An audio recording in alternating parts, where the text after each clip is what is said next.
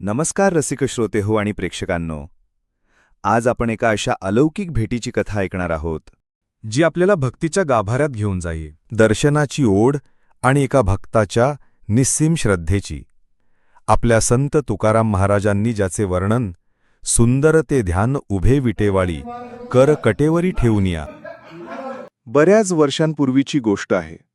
महाराष्ट्रातील एका छोट्याशा गावात नामदेव नावाचे एक वृद्ध गृहस्थ राहत होते.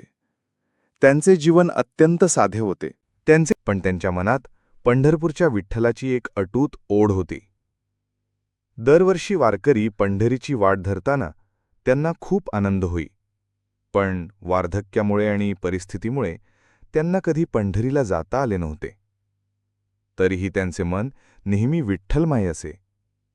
ते रोज सकाळी उठून डोळे मिटून विठ्ठलाचे ध्यान करत असत. ध्यान जे तुकोबारायांनी वर्णिले आहे, सुंदर ते ध्यान उभे विटेवरी कर कटेवरी ठेवून या. त्यांना नेहमी वाटे कधीतरी विठ्ठल आपल्याला दर्शन देईल, कधीतरी आपलेही हात कमरेवर ठेवून विटेवर उभे असलेले ते मनमोहक रूप प्रत्यक्ष पाहायला मिळेल. त्यांच्या मनात ती तुळशीमाळ, ते पितांबर, ती मकर कुंडले आणि कौस्तुभमणी सतत तरळत असे. नामदेव झोपलेले आहेत आणि त्यांना स्वप्न पडत आहे. स्वप्नात विठ्ठल त्यांच्यासमोर उभा आहे. विठ्ठलाने त्यांना प्रेमळपणे हाक मारली, नामदेवा, तुझी भक्ती पाहून मी प्रसन्न झालो आहे. आता तू पंढरीची वाट धर. नामदेव आनंदून जागे झाले. हे स्वप्न त्यांच्यासाठी केवळ स्वप्न नव्हते, तर ती एक देवाची आज्ञा होती. त्यांचे डोळे पाणावले, पण मनात एक नवा उत्साह संचारला. त्यांनी ठरवले, काहीही झाले तरी आता पंढरीला जायचेच. नामदेव प्रवासाला निघतात. वाटेत त्यांना अडचणी येतात, पण काहीतरी अदृश्य शक्ती त्यांना मदत करते. नामदेव वृद्ध होते, शरीर थकले होते.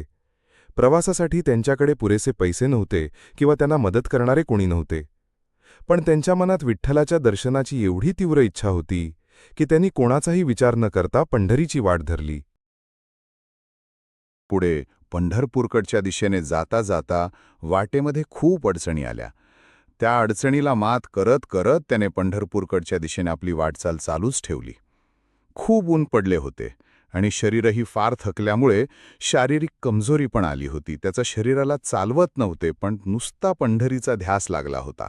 त्या ध्यासाच्यामुळे ते अखंड चालत असताना त्यांना अचानक असे वाटू लागले की आपण आता पंढरीच्या जवळजवळ आलो आहोत. पंढरपूर लवकरच येणार आहे. याच्या संकल्पनेने ते आपलं पाऊल एक एक एक पुढे टाकत होते.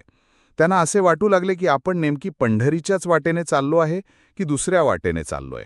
कधीकधी असा भास होत की आपण रस्ता चुकलोय. ते रस्ता चालत चालत फार दूर आले आणि त्यांना एक मार्ग मिळाला. तो मार्ग होता पंढरपूरकडच्या दिशेने जाणार आहोत. वाटेत त्यांना अनेक अडचणी आल्या. कधी कडक ऊन, कधी पाण्याचा अभाव, तर कधी रस्त्याची बिकट अवस्था. एकदा तर ते एका निर्जन ठिकाणी भुकेरे आणि तहानेने व्याकुळ होऊन एका झाडाखाली कोसळले. त्यांना वाटले, आता आपले आयुष्य संपले. पण त्याच क्षणी एक लहान मुलगा त्यांच्या समोर आला. त्याने त्यांना पाणी दिले, थोडे अन्न दिले आणि त्यांना आधार देऊन म्हणाला, आजोबा, काळजी करू नका. पंढरी आता जास्त दूर नाही. मी तुम्हाला सोबत करतो. तो मुलगा त्यांच्यासोबत काही अंतर चालला आणि अचानक अदृश्य झाला. नामदेवांना कळून चुकले की तो मुलगा दुसरा तिसरा कोणी नसून खुद्द विठ्ठलच होता. त्यांच्या डोळ्यातून आनंदाश्रू वाहू लागले. सुंदर ते ध्यान, ते पुटपुटले.